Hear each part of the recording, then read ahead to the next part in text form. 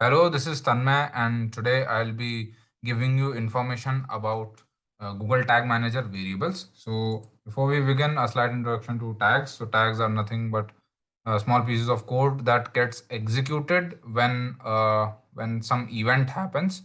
And talking about those event, the event is nothing but a trigger that fires a certain tag.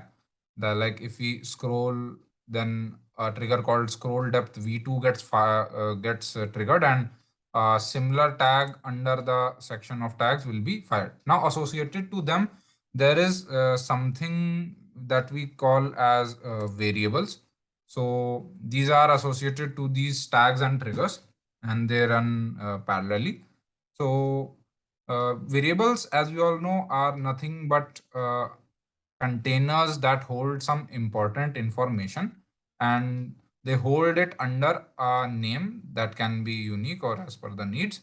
So under the event variable name, I can have some value that can be used by my Google Tag Manager to conduct its processes.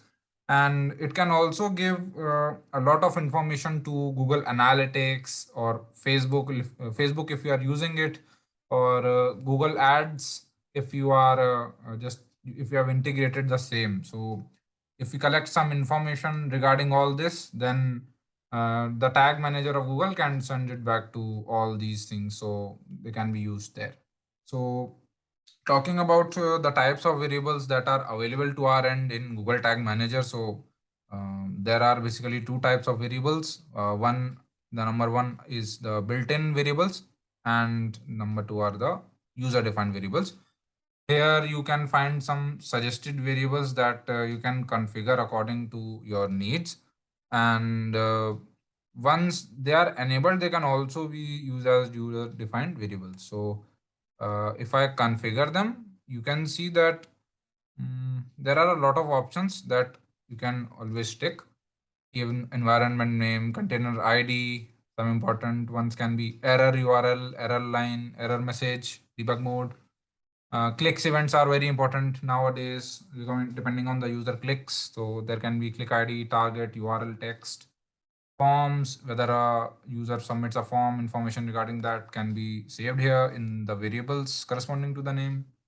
History, videos, scrolling, we talked about in our previous videos how scrolling is very important when we talk about scrolling between events. Like if a user is scrolling on cart on the cart page, so how much time is he spending there before checking out? Visibility and our duration is also there. We can just use it if we need them. So as you can see right now I have taken this scroll depth threshold variable. So you just need to take it from here, take it here, and then it will just get enabled. So if you just click on this variable, you'll be able to see that uh, all the information that it holds and the corresponding information that it has. Variable type is data layer variable. And so these are the built-in ones. You can configure it using this button. And regarding the user defined variables, so we can click on new, and we can configure a variable using these. So these can be HTTP referrer, URL, so first party cookie. So if I like click the first party cookie, and I'll just put the cookie name here, and we can use URID code.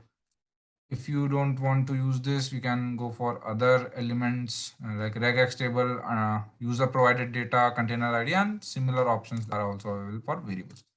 Now, these variables will be used for making your Google Analytics better, your Facebook, if you're using it better, and the type of ads that your user is seeing. Definitely, there will be an improvement if you use these variables corresponding to your tags and triggers. So this is much about variables. Thank you for watching. See you in the next video.